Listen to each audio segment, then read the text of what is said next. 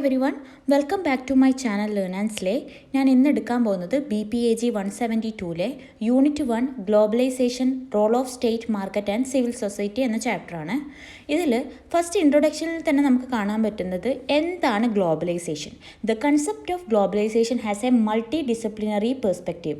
അതായത് ഗ്ലോബലൈസേഷനെ പല പെർസ്പെക്റ്റീവിലും പല ആൾക്കാരും കാണുന്നുണ്ട്. അതിൽ രണ്ട് പെർസ്പെക്റ്റീവ് നമുക്ക് ഈ പാരഗ്രാഫിൽ കാണാൻ പറ്റും. ഒന്ന് എക്കണോമിസ്റ്റിൻ്റെ പെർസ്പെക്റ്റീവ്. എക്കണോമിസ്റ്റ് എങ്ങനെയാണ് ഗ്ലോബലൈസേഷനെ കാണുന്നത്? അവർ ഗ്ലോബലൈസേഷനെ കാണുന്നത് the removal of barriers to trade. അതായത് ഗ്ലോബലൈസേഷൻ വരുന്നതോടുകൂടി നമ്മുടെ ട്രേഡിങ്ങിൻ്റെ ബാരിയേഴ്സ് ഇല്ലാതാവുകയാണ്. ഓൾറെഡി നമ്മുടെ രാജ്യത്തൊക്കെ പണ്ട് ഈ ഗ്ലോബലൈസേഷൻ വരുന്നതിന് മുമ്പ് നമ്മളൊരു ബൗണ്ടറീസ് കീപ്പ് ചെയ്തിട്ടുണ്ട്.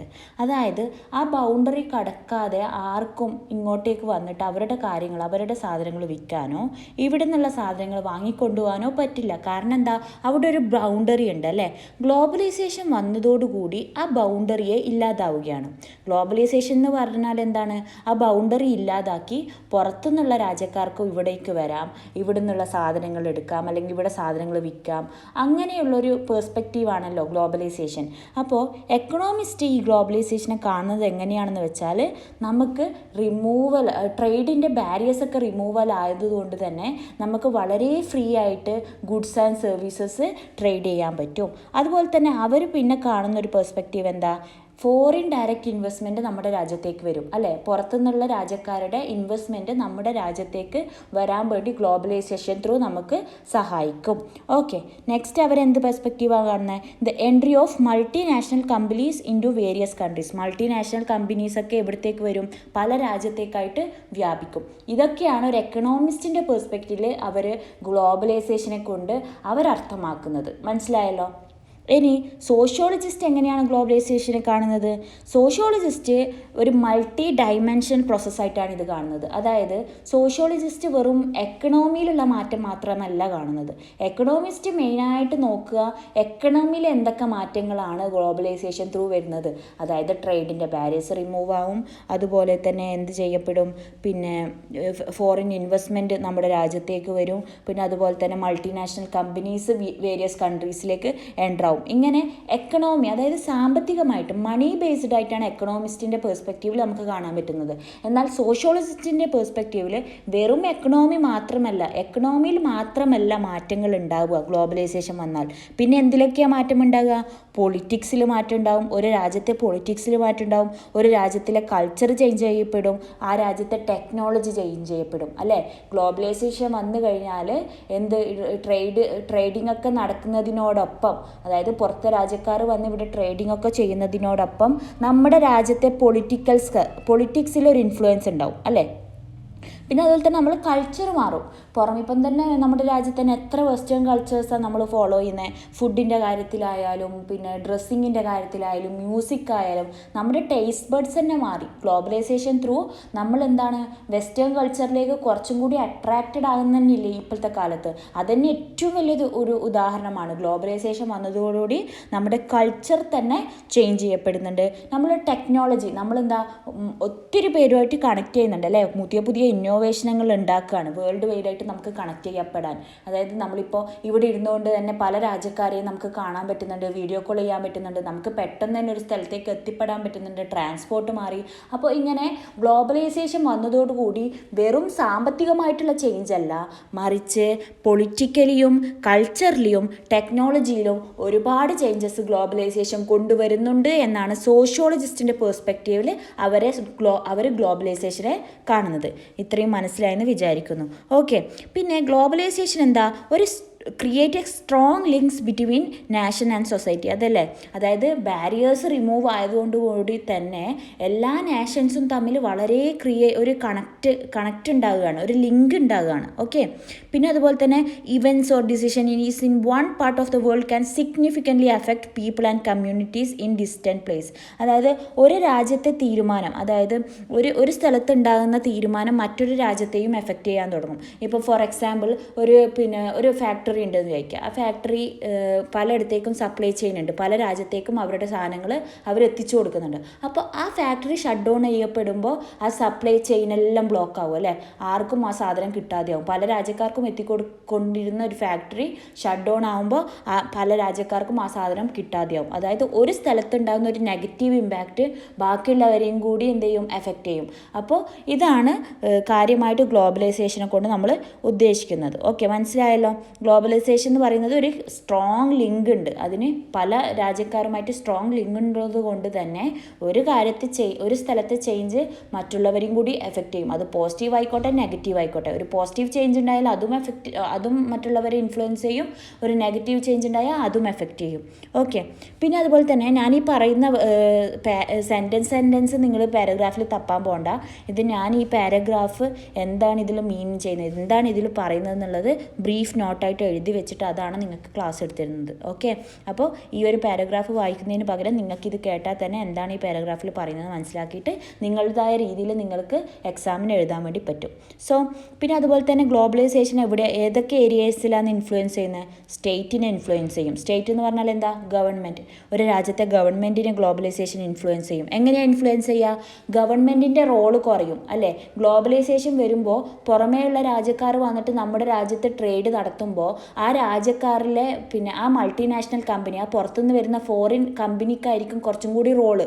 ഗവൺമെൻറ് പോയിട്ട് അവരെ നിയന്ത്രിക്കാൻ നിന്നാൽ നടക്കില്ല അല്ലേ. അപ്പോൾ ഗവൺമെൻറ്റിൻ്റെ റോള് ഗ്ലോബലൈസേഷൻ വന്നതോടുകൂടി കുറച്ച് കുറയും, ഗവൺമെൻറ് ഒന്ന് ചുരുങ്ങും. ഓക്കെ, അതിനു മുമ്പ് ഗ്ലോബലൈസേഷന് മുമ്പ് ഗവൺമെൻറ്റാണ് എല്ലാ തരത്തിലുള്ള റൂളും എന്താക്കുന്നത്, എല്ലാം റൂൾ ചെയ്യുന്നത് ആരായിരുന്നു?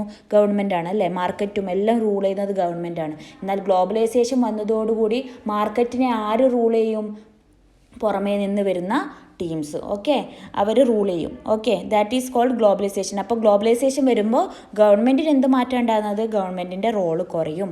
മാർക്കറ്റിന് എന്താ മാറ്റം ഉണ്ടാകുന്നത്? മാർക്കറ്റിൽ എന്താവും?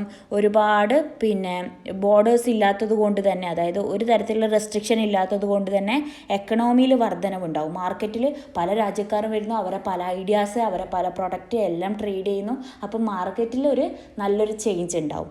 ഓക്കെ, സിവിൽ സൊസൈറ്റി എന്ന് പറഞ്ഞാൽ എന്താ? സിവിൽ സൊസൈറ്റി എന്ന് പറയുന്നത് നമ്മുടെ ഗവൺമെൻറ്, ഞാൻ പറഞ്ഞല്ലോ ഗവൺമെൻറ്റിൻ്റെ റോള് ചുരുങ്ങുമെന്ന് പറഞ്ഞല്ലോ.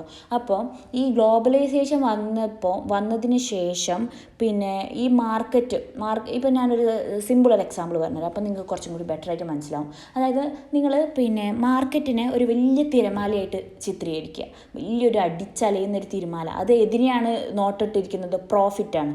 അതിൻ്റെ മെയിൻ ലക്ഷ്യം പ്രോഫിറ്റ് ഉണ്ടാക്കുകയാണ്. അപ്പോൾ അതിങ്ങനെ തിരമാല പോലെ തിരമാലയാണ് മാർക്കറ്റ്. അപ്പോൾ അതിങ്ങനെ പ്രോഫിറ്റിൻ്റെ ലക്ഷ്യമിട്ടിട്ട് ഇങ്ങനെ അടിച്ച് വരുമ്പോൾ അതിലുള്ളൊരു ബോട്ടാണ് ഗവൺമെൻറ്. അപ്പോൾ ആ ഗവൺമെൻറ് ഇങ്ങനെ ആടി ഒലയും അല്ലേ. മാർക്കറ്റ് എത്രത്തോളം പ്രോഫിറ്റിലേക്ക് നീങ്ങുന്നോ, പ്രോഫിറ്റിനെ മാത്രം ലക്ഷ്യമിടുന്നോ, അത്രത്തോളം ഗവൺമെൻറ് ഇങ്ങനെ ആടി ഒലയും. ചിലപ്പോൾ മുങ്ങാം, ചിലപ്പോൾ രക്ഷപ്പെടാം. ആ രീതിയിൽ ഇങ്ങനെ ഗവൺമെൻറ് ഇങ്ങനെ അതിൻ്റെ റോൾ ഇങ്ങനെ ആടി ഒലയും. ആ സമയത്താണ് സിവിൽ സൊസൈറ്റി ഒരു ലൈഫ് ഗാർഡായിട്ടാണ് പെർഫോം ചെയ്യുന്നത്. എങ്ങനെയാണ് ലൈഫ് ഗാർഡ്? അതായത് മാർക്കറ്റ് ഇങ്ങനെ പ്രോഫിറ്റിലേക്ക് മുന്നിട്ടിട്ട് ഇങ്ങനെ പോകുമ്പോൾ അവിടുത്തെ ജനങ്ങളെ, ആ നാഷണലിലുള്ള ജനങ്ങൾ അവർക്കൊരു ബാഡ് എഫക്റ്റ്, അവർക്കൊരു നെഗറ്റീവ് എഫക്റ്റ് വരാതിരിക്കാൻ അവിടുത്തെ ജനങ്ങളെ പ്രൊട്ടക്റ്റ് ചെയ്യുന്ന ഒരു ലൈഫ് ഗാർഡായിട്ടാണ് സിവിൽ സൊസൈറ്റി പെർഫോം ചെയ്യുന്നത്. അതൊരു നോൺ ഗവൺമെൻറ് ഓർഗനൈസേഷനാണ്. ജനങ്ങളുടെ പ്രശ്നങ്ങളെയും ജനങ്ങൾക്ക് ഉണ്ടാകുന്ന ഇഷ്യൂസും കാര്യങ്ങളൊക്കെ നോക്കിയിട്ട് അതിനൊരു സൊല്യൂഷൻ കണ്ടെത്തുന്ന ഒരു സംഭവമാണ് ഈ സിവിൽ സൊസൈറ്റി. സോ ഗ്ലോബലൈസേഷൻ വരുമ്പോൾ എന്താവും? നോൺ ഗവൺമെൻറ്റൽ ഓർഗനൈസേഷനും എന്താവും? More connected and aware of global issues. ഗ്ലോബലിൽ നടക്കുന്ന ഇഷ്യൂസൊക്കെ അവെയർ ചെയ്തിട്ട് അതിനെക്കുറിച്ച് അവരെന്ത് ചെയ്യും? അതിൻ്റെ സൊല്യൂഷൻ കണ്ടെത്താനും ഒരു ലൈഫ് ഗാർഡായിട്ട്, പീപ്പിൾ ലൈഫ് ഗാർഡായിട്ട് അത് പെർഫോം ചെയ്യുമെന്ന് നിങ്ങൾ ഉദ്ദേശിക്കാം. I hope you understand the paragraph. ഇനി അടുത്ത് നമുക്ക് നോക്കാം. ഇൻ ഷോർട്ട്, ഗ്ലോബലൈസേഷൻ എന്താ? വേൾഡിനെ കണക്ട് ചെയ്യും. എങ്ങനെയൊക്കെ കണക്ട് ചെയ്യും? എക്കണോമിക്കലി കണക്ട് ചെയ്യും, പൊളിറ്റിക്കലി കണക്ട് ചെയ്യും, കൾച്ചറലി കണക്ട് ചെയ്യും, ടെക്നോളജിക്കലി കണക്ട് ചെയ്യും. ഓക്കെ, അപ്പോൾ ഇത്രയാണ് ഈ ഒരു ഇൻട്രൊഡക്ഷനിൽ പറയുന്നത്. നെക്സ്റ്റ് പാർട്ടിലേക്ക് നമുക്ക് പോകാം. Globalisation conceptual framework. എന്താണ് ഗ്ലോബലൈസേഷൻ എന്ന് കുറച്ചും കൂടി വിവരിച്ചിട്ട് നമുക്കിവിടെ പറഞ്ഞുതരാൻ പോവാണ്. ഗ്ലോബലൈസേഷൻ 21st സെഞ്ച്വറിയിലാണ് കുറച്ചും കൂടി അതിൻ്റെ ടേം എല്ലാവരും അട്രാക്റ്റ് ചെയ്യാൻ വേണ്ടി തുടങ്ങിയത്. ഓക്കെ, അപ്പോൾ അതിൻ്റെ കീ ഫീച്ചേഴ്സ് എന്താ, ഞാനിപ്പോൾ ഈ പറയുന്നത് ഈ ഒരു പാരഗ്രാഫിൽ എന്തൊക്കെയാണ് മെയിനായിട്ട് പറയുന്നത് എന്നുള്ള കാര്യമാണ്. അപ്പോൾ ഇത് തന്നെ നിങ്ങൾ ശ്രദ്ധിച്ച് കേൾക്കുക. Okay, it refers to economic, cultural, social, political and technological changes that reduce national boundaries and connect the world. ഇത് നമ്മൾ നേരത്തെ പറഞ്ഞ അതേ പോയിന്റ് തന്നെയാണ് വീണ്ടും റിപ്പീറ്റ് ചെയ്യുന്നത്. അതായത് എക്കണോമിക്കലിയും കൾച്ചറലിയും സോഷ്യലിയും പൊളിറ്റിക്കലിയും ടെക്നോളജിക്കലിയും ഗ്ലോബലൈസേഷൻ ഒരുപാട് ചേഞ്ച് കൊണ്ടുവരും. അപ്പോൾ ഇത് എന്തിനെ ഇല്ലാതാക്കും? നാഷണൽ ബൗണ്ടറീസ് ഇല്ലാതാക്കി വേൾഡിനെ കണക്ട് ചെയ്യും. ഓക്കെ, പിന്നെ ഇതിൻ്റെ ഇമ്പാക്റ്റ് എങ്ങനെയാണ്? അതായത് ഗ്ലോബലൈസേഷൻ്റെ സ്പ്രെഡോട് കൂടി നമുക്ക് ഒരുപാട് ഗ്ലോബൽ ബ്രാൻഡ്സ്, ഇപ്പം മാക്ഡൊണാൾഡ് പോലെ, അതുപോലെ തന്നെ ആപ്പിൾ, ഒരുപാട് ബ്രാൻഡ് നമുക്കിപ്പം നമ്മുടെ രാജ്യത്ത് കാണാൻ പറ്റുന്നില്ലേ? അപ്പോൾ ഇതൊക്കെ വരാൻ കാരണം എന്താ? ഗ്ലോബലൈസേഷൻ വന്നതോടുകൂടിയാണ് ഈ ബ്രാൻഡൊക്കെ ഗ്ലോബലി എന്തായത്, പിന്നെ എല്ലാവർക്കും ആക്സസ് ചെയ്യാൻ പറ്റുന്നത് അല്ലേ? ഓക്കെ, അപ്പോൾ മാക്ഡൊണാൾഡൈസേഷൻ എന്നൊരു ടേം നിങ്ങൾക്ക് ആ പാരഗ്രാഫിൽ കാണാം. അപ്പോൾ അത് എന്തിനാണ് പറയുന്നത് വെച്ചാൽ ഗ്ലോബൽ ബ്രാൻഡൊക്കെ സ്പ്രെഡായതിനെ സൂചിപ്പിക്കാനാണ് അങ്ങനെ ഒരു ടേം അവിടെ യൂസ് ചെയ്യുന്നത്. അപ്പം പിന്നെ എന്താ പറയുക, homogenisation of consumer preference, people world wide liking similar products. അപ്പോൾ കൺസ്യൂമേഴ്സിൻ്റെ പ്രിഫറൻസ് ഒക്കെ സെയിം ആയി തുടങ്ങി. അതാ ഇപ്പം തന്നെ നമുക്ക് നോക്കാം, എല്ലാവരും ചൂസ് ചെയ്യുന്ന ഫോൺ ഏതാ? First apple iPhone. അതെന്തുകൊണ്ടാണ്? ഈ ഗ്ലോബലൈസേഷൻ വന്നതോടുകൂടി പീപ്പിളിൻ്റെ പ്രിഫറൻസ് ഒക്കെ സെയിം ആയി തുടങ്ങി. ഓക്കെ, മനസ്സിലായോ? അപ്പോൾ കൺസ്യൂമർ പ്രിഫറൻസ് ഒക്കെ സെയിം ആക്കി തുടങ്ങി ഗ്ലോബലൈസേഷൻ കൊണ്ട്. അതുപോലെ തന്നെ കോപ്പറേറ്റീവ് പവറും, പിന്നെ കോപ്പറേറ്റീവ് പവർ ഗ്രോ ചെയ്യാൻ തുടങ്ങി, ഇൻഇക്വാലിറ്റി കൂടാനും തുടങ്ങി. ഓക്കെ, ഒരുപാട് സമത്വമില്ലായ്മ രാജ്യത്ത് വരാൻ വേണ്ടി തുടങ്ങി. പിന്നെ എന്തായി? ഒരുപാട് ഡെമോക്രാറ്റിക് വാല്യൂ, ജനാധിപത്യ വാല്യൂകൾ സ്പ്രെഡായി തുടങ്ങി. ഇതൊക്കെയാണ് ഗ്ലോബലൈസേഷൻ കൊണ്ടുള്ള ഇമ്പാക്റ്റ്, രാജ്യത്തുണ്ടായ ഇമ്പാക്റ്റ്. ഇതൊക്കെയാണ് ഈ പാരഗ്രാഫിൽ പറയുന്നത്. അപ്പോൾ ഗ്ലോബലൈസേഷനെ പലരും പിന്നെ പല ഡെഫിനിഷൻസും കൊടുത്തിട്ടുണ്ട്. അതിലൊരു ഹെലനിയേഴ്സിൻ്റെ വ്യൂവിൽ 2001 ഹെലനിയർ എന്ത് വ്യൂ ആ ഗ്ലോബലൈസേഷന് പറഞ്ഞതെന്ന് വെച്ചാൽ, globalisation involves shrinking space and time due to technology like faster transport, communication and data sharing. അതായത് ഗ്ലോബലൈസേഷൻ വന്നതോടുകൂടി സ്പേസും ടൈമും ഷ്രിങ്കായി. സ്പേസും ടൈമും ഷ്രിങ്കായി എന്ന് പറയുന്നത് കൊണ്ട് എന്താ ഉദ്ദേശിക്കുന്നത്? അതായത് ട്രാൻസ്പോർട്ട്, നമുക്കിപ്പോൾ ഒരു രാജ്യത്തേക്ക് പോകാൻ ഫ്ലൈറ്റിലൊക്കെ 2-3 മണിക്കൂർ മതി അല്ലേ? പുറം രാജ്യത്തേക്ക് ഇപ്പോൾ പ്രവാസികളൊക്കെ നാട്ടിൽ വന്നിട്ട് ഗൾഫിലേക്ക് പോകാൻ അവർ 2-3 മണിക്കൂർ മാത്രമേ വേണ്ടൂ അവർക്ക് അവരുടെ രാജ്യത്തേക്ക് തിരിച്ചെത്താൻ അല്ലേ? പിന്നെ അതുപോലെ തന്നെ നമുക്ക് എവിടെയെങ്കിലും ഒരു ദൂരെയുള്ള സ്ഥലത്തെത്താൻ ട്രാൻസ്പോർട്ടേഷൻ ഇപ്പം വളരെ എന്താ പറയുക ഡെവലപ്ഡ് ആയതുകൊണ്ട് തന്നെ നമുക്ക് പെട്ടെന്ന് എത്താൻ പറ്റും. സ്പേസ് ഷ്രിങ്കായ പോലെയായി. അതായത് പെട്ടെന്ന് എത്താൻ പറ്റുന്ന പോലെ അത്രയും ദൂരമൊന്നും, എത്ര ദൂരമുള്ള സ്ഥലത്തും നമുക്ക് എത്രയും പെട്ടെന്ന് തന്നെ എത്താൻ പറ്റുന്നുണ്ട്. ടൈമും ഷ്രിങ്കായി, സ്പേസും ഷ്രിങ്കായി. ഇതിനൊക്കെ കാരണം ആരാ? ഗ്ലോബലൈസേഷനാണ്. ഗ്ലോബലൈസേഷൻ വന്നതോടുകൂടി ബൗണ്ടറീസ് നീങ്ങിയപ്പോൾ ടെക്നോളജി വളർന്നു. ടെക്നോളജി വളർന്നപ്പോൾ എന്ത് ചെയ്യാൻ പറ്റി? സ്പേസും ടൈമും ഷ്രിങ്കായി.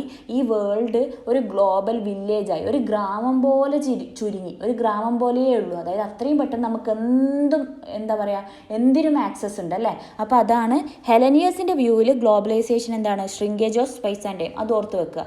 ഹെലനിയർ എങ്ങനെയാണ് ഗ്ലോബലൈസേഷൻ കണ്ടത്? The shrinkage of time and space. സ്പേസും ടൈമൊക്കെ ഷ്രിങ്കായി എന്ന് പറയുന്നു. എന്തുകൊണ്ടാണ് ഷ്രിങ്കായത്? ടെക്നോളജി കാരണം, ടെക്നോളജിയുടെ വളർച്ച കാരണം. ഫാസ്റ്റർ ട്രാൻസ്പോർട്ട്, അതായത് പെട്ടെന്ന് നമുക്ക് ഓരോ രാജ്യത്ത് എത്താൻ പറ്റുന്നതുകൊണ്ടും. കമ്മ്യൂണിക്കേഷനും, പിന്നെ അതുപോലെ തന്നെ ഡാറ്റ ഷെയറിങ്, അതായത് മൊബൈൽ വന്നതോടുകൂടി, നെറ്റ്വർക്ക് വന്നതോടുകൂടി നമുക്ക് ഡാറ്റകളൊക്കെ പരസ്പരം ഷെയർ ചെയ്യാൻ പറ്റുന്നു. കമ്മ്യൂണിക്കേഷൻ എളുപ്പമായി. ഈ രാജ്യത്തുള്ളവർക്ക് മറ്റൊരു രാജ്യക്കാരനെ ജസ്റ്റ് ഒരു ഫോൺ കോൾ ദൂരത്ത് നമുക്ക് സംസാരിക്കാൻ പറ്റുന്നു. ട്രാൻസ്പോർട്ടേഷൻ അടിപൊളിയായി വന്നു. അപ്പോൾ ഇതൊക്കെ കാരണം ഗ്ലോബലൈസേഷൻ വന്നതോടുകൂടി, ഈ മാറ്റങ്ങൾ വന്നതോടുകൂടി എന്തുണ്ടായി? ഗ്ലോബിൻ്റെ ഷ്രിങ്കേജ് ഓഫ് സ്പേസ് ആൻഡ് ടൈമും സ്പേസും ഷ്രിങ്കായി എന്നാണ് ഹെലനിയറിൻ്റെ വ്യൂവിൽ അദ്ദേഹം പറയുന്നത്. Okay, actions in one part of the world can now impact distant regions instantly. അതായത് ഒരു രാജ്യത്തെ ആക്ഷന് മറ്റൊരു രാജ്യത്തേക്ക് അതിൻ്റെ ഇമ്പാക്റ്റ് വളരാൻ തുടങ്ങി. നമ്മൾ നേരത്തെ പറഞ്ഞ അതേ പോയിൻ്റാണ്. അതായത് ഒരു ഫാക്ടറി ഷട്ട് ഡൗൺ ആകുമ്പോൾ അതിൻ്റെ സപ്ലൈ ചെയിനൊക്കെ ബാധിക്കും അല്ലേ? അപ്പോൾ ഒരു രാജ്യത്തെ മാറ്റം മറ്റുള്ള രാജ്യക്കാരെയും എഫക്റ്റ് ചെയ്തു തുടങ്ങി. The world has become A global village. World എന്തായി മാറി? ഒരു ഗ്ലോബൽ വില്ലേജായി മാറി. ഓക്കെ, അത്രയാണ് ഹെലനിയറിൻ്റെ വ്യൂ. ഇനി ഓജൻ്റെ വ്യൂ നോക്കാം. ഓജ 2002 ഓജ എന്ത് വ്യൂ പറഞ്ഞതെന്ന് വെച്ചാൽ, globalisation is a response to irreversible global changes. Okay, it challenges the authority and welfare functions of governments, especially in developing countries where its effects are more pronounced. അതായത് ഈ globalisation വന്നതോടുകൂടി ഗവൺമെൻറ്റിൻ്റെ ഫംഗ്ഷനെയും അതോറിറ്റിയെയും അത് challenge ചെയ്യാൻ തുടങ്ങി. നമ്മൾ നേരത്തെ പറഞ്ഞു ഗ്ലോബലൈസേഷൻ വന്നാൽ ഗവൺമെൻറ്റിൻ്റെ റോള് ചുരുങ്ങുമെന്ന്. അതുകൊണ്ട് തന്നെ ഓജൻ്റെ വ്യൂവിൽ അദ്ദേഹം ഗ്ലോബലൈസേഷൻ എങ്ങനെയാണ് നോക്കിക്കാണുന്നത്? ഗ്ലോബലൈസേഷൻ വന്നാൽ വരുന്നത് കൊണ്ട് അത് എന്തിനെ ചലഞ്ച് ചെയ്യും? ഗവൺമെൻറ്റിൻ്റെ വെൽഫെയറിനെയും അതിൻ്റെ ഫങ്ഷൻസിനെയും അതിൻ്റെ അതോറിറ്റിയെയും ചലഞ്ച് ചെയ്യും. അതായത് ഡെവലപ്പിംഗ് കൺട്രീസിൽ പ്രധാനപ്പെട്ടിട്ട് ഡെവലപ്പായിക്കൊണ്ടിരിക്കുന്ന കൺട്രീസിലുള്ള ഗവൺമെൻറ്റിൻ്റെ ഫങ്ഷൻസിനെയും അവരുടെ അതോറിറ്റിയെയും ആര് ചലഞ്ച് ചെയ്യും? ഗ്ലോബലൈസേഷൻ ചലഞ്ച് ചെയ്യും. ഓക്കെ, അത്രയാണ് അദ്ദേഹം പറയുന്നത്. ഇനി യൂറോപ്യൻ കമ്മീഷന് ഒരു ഡെഫിനിഷൻ കൊടുത്തിട്ടുണ്ട്. യൂറോപ്യൻ കമ്മീഷൻ ഗ്ലോബലൈസേഷനെ എങ്ങനെയാണ് ഡിഫൈൻ ചെയ്തത്? Globalisation increase the interdependence between countries through trade, capital flows and technology. അതായത് രാജ്യം പരസ്പരം എന്താവും? ഡിപ്പെൻഡൻ്റ് ആവും അല്ലേ? ഒരു രാജ്യം മറ്റൊരു രാജ്യത്തെ ഡിപ്പെൻഡൻ്റ് ആവും. ചിലപ്പോൾ ഒരു ഫുഡിൻ്റെ കാര്യത്തിലായിരിക്കാം, അല്ലെങ്കിൽ എന്തെങ്കിലും ഒരു ടെക്നോളജീൻ്റെ ബേസിലായിരിക്കും. അതായത് ഇൻ്റർ കണക്റ്റഡ് ആയതുകൊണ്ട് തന്നെ ഒരു രാജ്യം മറ്റൊരു രാജ്യത്തിൻ്റെ ഡിപ്പെൻഡൻറ്റിലാവും. അപ്പോൾ ആ രാജ്യം നാളെ പിറ്റേന്ന് ആ സാധനം നിർത്തിക്കഴിഞ്ഞാൽ നമ്മളെയും അത് ബാധിക്കും. അപ്പോൾ നല്ല രീതിയിലുമാകാം, മോശം രീതിയിലുമാകാം. അപ്പോൾ ഇൻ്റർ ഡിപ്പെൻഡൻസിയാണ് ഗ്ലോബലൈസേഷൻ ത്രൂ ഉണ്ടാകുന്നത് എന്നാണ് ആര് പറയുന്നത്? യൂറോപ്യൻ കമ്മീഷൻ എന്തിനെ ഡിഫൈൻ ചെയ്യുന്നത്? ഗ്ലോബലൈസേഷനെ ഡിഫൈൻ ചെയ്യുന്നത്. കൺട്രീസ് ബിറ്റ്വീൻ ഇൻ്റർ ഡിപ്പെൻഡൻസ് ഉണ്ടാവും. പിന്നെ ട്രേഡും ക്യാപിറ്റലും ടെക്നോളജിയൊക്കെ ഡിപ്പെൻഡൻ്റ് ആവും. മറ്റു രാജ്യക്കാരുമായിട്ട് ഇൻ്റർ ഡിപ്പെൻഡൻസിനെ ആര് കൂട്ടും? ഗ്ലോബലൈസേഷൻ കൂട്ടും. Multinational corporations play a key role. They have a national base but operate globally, often under the supervision of their home countries rules. Okay, multinational കമ്പനീസൊക്കെ നല്ല റോള് ചെലുത്തും അല്ലേ? ഒരു നാഷനിൽ അവർ വന്നു കഴിഞ്ഞാൽ, പുറമേയുള്ള രാജ്യക്കാർ നമ്മുടെ നാട്ടിൽ വന്നിട്ട് ട്രേഡ് നടത്തുമ്പോൾ അവരാണ് റൂൾ ചെയ്യുക അല്ലേ? അവരുടെ കൺട്രിയിലുള്ള നിയമങ്ങൾക്കും അതിനൊക്കെ അനുസൃതമായിട്ട് നമ്മുടെ രാജ്യത്ത് അവർ എന്ത് ചെയ്യും? അവരുടെ അവകാശങ്ങൾ സ്ഥാപിച്ചു തുടങ്ങും ഗ്ലോബലൈസേഷൻ വന്നു കഴിഞ്ഞാൽ. ഓക്കെ, ഇനി അപ്പോൾ ഗ്ലോബലൈസേഷൻ എന്താണ്?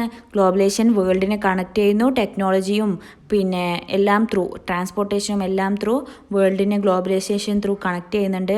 ഇത് എന്തിലൊക്കെ എഫക്റ്റ് ചെയ്യുന്നുണ്ട്? എക്കണോമിയിലും പൊളിറ്റിക്കലും സൊസൈറ്റിയിലും കൾച്ചറിലൊക്കെ എഫക്റ്റ് കൊണ്ടിരുന്നുണ്ട്. അതുപോലെ തന്നെ വേറെന്താ നമ്മളിവിടെ പറഞ്ഞത്? ഒരുപാട് പോസിറ്റീവും ഉണ്ട്, നെഗറ്റീവും ഉണ്ട് അല്ലേ? ഗ്ലോബലൈസേഷൻ വന്നു കഴിഞ്ഞാൽ നമ്മുടെ ഐഡിയാസൊക്കെ സ്പ്രെഡാവും, അതുപോലെ തന്നെ ഇൻഇക്വാലിറ്റി കൂടുകയും ചെയ്യുമെന്ന് ഈ പാരഗ്രാഫിൽ നമ്മൾ പറഞ്ഞു. അതിൻ്റെ പോസിറ്റീവും നെഗറ്റീവും നമ്മളിവിടെ സംസാരിച്ചു. ഓക്കെ, ഇൻ്റർ ഡിപ്പെൻഡൻസി കൂടും, അതുപോലെ തന്നെ ചിലപ്പം ഇൻഇക്വാലിറ്റിയും കൂടും. Okay, that's all for this paragraph. ഇനി അടുത്ത പാരഗ്രാഫ് നമുക്ക് നോക്കാം. The globalisation genesis, origin. അതായത് ഗ്ലോബലൈസേഷൻ്റെ ഒറിജിൻ, എങ്ങനെയാണ് ഗ്ലോബലൈസേഷൻ തുടങ്ങി കിട്ടിയത് എന്നുള്ള കാര്യമാണ് ഈ ഒരു പാരഗ്രാഫിൽ നമ്മൾ പറയാൻ വേണ്ടി പോകുന്നത്. ഗ്ലോബലൈസേഷൻ എന്ന് തുടങ്ങി എന്നുള്ളതിൻ്റെ ഒരു പ്രിസൈസ് പീരീഡ് നമുക്കൊരിക്കലും പറയാൻ വേണ്ടി പറ്റില്ല. Okay, the origin of globalisation are debated. അപ്പോൾ എപ്പോഴാണ് ഇത് തുടങ്ങിയെന്നത് ഇപ്പോഴും ഡിബേറ്റഡ് ആണ്. അതായത് ആർക്കും പ്രത്യേകിച്ച് അറിയില്ല ഏത് പീരീഡിലാണ് ഇത് ശരിക്കും സ്റ്റാർട്ടായിരുന്നത്. ഓക്കെ, അപ്പോൾ ഈ കുറേ സ്കോളേഴ്സ് ഈ ഡെവലപ്മെൻറ്റ് എങ്ങനെയാണ് ഉണ്ടായത്, അല്ലെങ്കിൽ ഗ്ലോബലൈസേഷനിലേക്ക് എങ്ങനെയാണ് എത്തിയെന്നുള്ളതൊക്കെ ഒന്ന് ട്രേസ് ചെയ്ത് പറഞ്ഞിട്ടുണ്ട്, കുറേ ഫേസസും കാര്യങ്ങളൊക്കെ. അപ്പോൾ അതാണ് നമുക്കിവിടെ കാണാൻ വേണ്ടി പറ്റുന്നത്. നായർസ് വ്യൂ ഇൻ 1997. നായർ പറയുന്നത്, നായറിൻ്റെ വ്യൂവിൽ എങ്ങനെയാണ് ഗ്ലോബലൈസേഷൻ തുടങ്ങിയെന്ന് പറയുന്നത്? Globalisation began as a regional market in Europe after the middle ഏജിന് ശേഷം യൂറോപ്പിലെ ഒരു റീജിയണൽ മാർക്കറ്റ് പോലെയാണ് ആദ്യം തുടങ്ങിയത്. പിന്നീട് ഇമ്പീരിയലിസം വന്നതിന് ശേഷം expanded during imperialism in the 16th സെഞ്ച്വറിയിൽ ഇമ്പീരിയലിസത്തിൻ്റെ ടൈം ഇത് എക്സ്പാൻഡായി. Okay, grew stronger during industrialisation. Industrialisation വന്നതോടുകൂടി ഇത് കുറച്ചും കൂടി സ്ട്രോങ് ആയി. അതുപോലെ തന്നെ ബ്രിട്ടീഷ് എന്ത് ചെയ്യാൻ കൂടി തുടങ്ങി? ഫ്രീ ട്രേഡ് പോളിസീസൊക്കെ കൊണ്ടുവരാൻ വേണ്ടി തുടങ്ങി. അപ്പം gained further momentum through intellectual support from American leaders. അപ്പോൾ അമേരിക്കൻ ലീഡേഴ്സ് എന്ത് ചെയ്യും? ഇത് സപ്പോർട്ട് ചെയ്യാൻ തുടങ്ങി. And global institution like GATT, WTO, Bretton Woods system, ഇവരൊക്കെ എന്തിനെ സപ്പോർട്ട് ചെയ്യാൻ തുടങ്ങി? ഇതിനെ സപ്പോർട്ട് ചെയ്യാൻ തുടങ്ങി. അങ്ങനെയാണ് ഗ്ലോബലൈസേഷൻ്റെ സ്റ്റാർട്ട് ഉണ്ടായത് എന്നാണ് നായർ വ്യൂവിൽ നമുക്ക് കാണാൻ വേണ്ടി പറ്റുന്നത്. പിന്നെ നമുക്ക് ഈ ഒരു പാരഗ്രാഫിൽ 5 ഫേസസ് ഓഫ് ഗ്ലോബലൈസേഷൻ കാണാം. 5 ഫേസസ് ഓഫ് ഗ്ലോബലൈസേഷൻ. ആരാണിത് പറഞ്ഞത്? റോബർട്ട്സൺ ആണ്.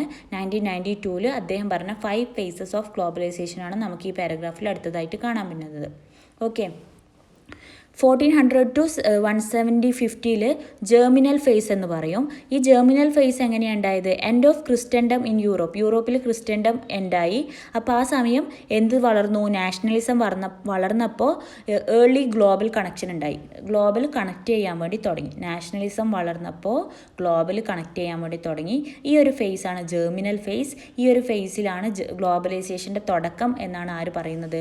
റോബർട്ട്സൺ പറയുന്നത്. രണ്ടാമത്തെ ഫേസ് എന്താ? ഇൻസിഫിയൻ്റ് ഫേസ്. ഇൻസിഫിയൻ്റ് ഫേസിൽ creation of nation and state, നാഷനും സ്റ്റേറ്റൊക്കെ ക്രിയേറ്റ് ചെയ്യപ്പെടുത്തു. പിന്നെ അതുപോലെ തന്നെ beginnings of international cooperation and shared ideas. അപ്പം ഇൻ്റർനാഷണൽ കോപ്പറേറ്റ് ബിഗിൻ ചെയ്യാൻ തുടങ്ങി, ഐഡിയാസ് ഷെയർ ചെയ്യാൻ തുടങ്ങി. ഓക്കെ, ഇങ്ങനെയുള്ള ഈ ടൈമിനെയാണ് ഇൻസിപ്പൻ്റ് ഫേസ് എന്ന് പറയുന്നത്. ഇത് രണ്ടാം ഘട്ടമാണ്, ഗ്ലോബലൈസേഷൻ്റെ രണ്ടാം ഘട്ടം. മൂന്നാമത്തെ ഘട്ടം ടേക്ക് ഓഫ് ഫേസ്. ഈ ഒരു ടൈമിലാണ്, അതായത് 1875 to 1925 ടേക്ക് ഓഫ് ഫേസ്. ഈ ഒരു ഫേസിൽ the world was conceptualised as a single global community. വേൾഡിനെ എന്തായി കാണാൻ തുടങ്ങി? ഒരു ഒറ്റ കമ്മ്യൂണിറ്റി ആയിട്ട് കാണാൻ തുടങ്ങി. Global calendar, world war, mass migration, non European nation join international relations. ഈ ടൈമാണ് വേൾഡ് വാർ ഉണ്ടായത്. പിന്നെ അതുപോലെ തന്നെ ജനങ്ങളുടെ മൈഗ്രേഷന്, ഇതൊക്കെ സംഭവിക്കുന്ന ഈ സമയത്ത് ലോകത്തെ ഒരു സിംഗിൾ ഗ്ലോബൽ കമ്മ്യൂണിറ്റി ആയിട്ട് കാണാൻ തുടങ്ങിയപ്പോൾ ആണ് ഗ്ലോബലൈസേഷൻ എന്ന ഈ ഒരു ടേം വളർന്നു തുടങ്ങിയത്. In 1925 to 1969 struggle for hegemony phase. Hegemony phase വന്നു. ഹെഗമണി ഫേസ് എന്താ? Cold war tension shaped global politics, creation of international bodies like the League of nation and United Nation. എന്തൊക്കെ ഇൻ്റർനാഷണൽ ബോഡീസ് ക്രിയേറ്റ് ചെയ്യപ്പെട്ടു? League of Nation, United Nation. പിന്നെ അതുപോലെ തന്നെ third വേൾഡും emergence ആയി. ഈ ടൈമാണ് ഹെഗമണി ഫേസ്, നാലാമത്തെ ഫേസായ ഹെഗമണി ഫേസ് വന്നത്. ഫിഫ്ത്ത് ഫേസ് ഏതാ? Uncertainty phase. Advancement in space exploration and technology, growing awareness of global environmental problems, development of global mass മീഡിയയുടെ വളർച്ച. പിന്നെ അതുപോലെ തന്നെ ഗ്ലോബലി ഉണ്ടായിരുന്ന ഒരുപാട് പരിസ്ഥിതി പ്രശ്നങ്ങളൊക്കെ അവയർനെസ് വളരാൻ തുടങ്ങി. പിന്നെ അതുപോലെ തന്നെ സ്പേസ് എക്സ്പ്ലോറേഷൻ ടെക്നോളജി വളരാൻ തുടങ്ങി. ഈ സമയം ഗ്ലോബലൈസേഷൻ്റെ അൺസർട്ടനിറ്റി ഫേസ് ആയിട്ട് കണ്ടു തുടങ്ങാം. In 1969 to 1992. ഓക്കെ, ഈ ഒരു ഫിഫ്ത്ത് ഫേസും നിങ്ങളൊന്ന് ഓർമ്മിച്ച് വെക്കുക. ഇത് കറക്റ്റ് മനസ്സിലാക്കാന്ന് വെച്ചാൽ ഇതിൽ കുറേ ടേം പഠിക്കാനാണുള്ളത്. അപ്പോൾ പഠിക്കുക തന്നെ ചെയ്യണം, ബൈ ഹാർട്ട് തന്നെ ചെയ്യുന്നതായിരിക്കും നല്ലത്.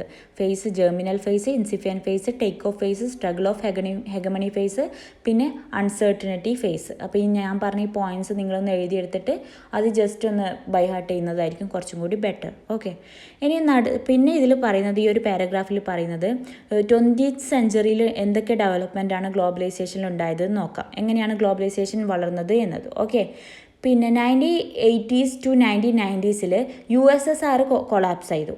ഓക്കെ, സ്റ്റേറ്റ് സോഷ്യലിസവും എൻഡായി. ഈ സമയം fall of the Berlin wall, symbolising the rise of western economic liberalism. Berlin wall fall ചെയ്തു. ഈ ടൈം വെസ്റ്റേൺ എക്കണോമിക് ലിബറലിസം വളരാൻ തുടങ്ങി. പോളിസീസ് പ്രൊമോട്ടിങ് പ്രൈവറ്റൈസേഷൻ, ഒരുപാട് പോളിസീസ് വരാൻ തുടങ്ങി. എന്തിനെ പ്രൊമോട്ട് ചെയ്തിട്ട്?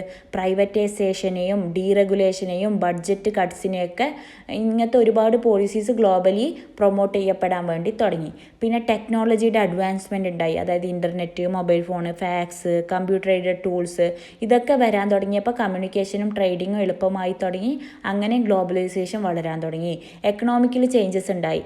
Deregulation of banking, liberalisation of trade and investments and growth of multinational corporation. ഇതൊക്കെ എക്കണോമിക്കൽ ചേഞ്ച് വരുത്താൻ തുടങ്ങി.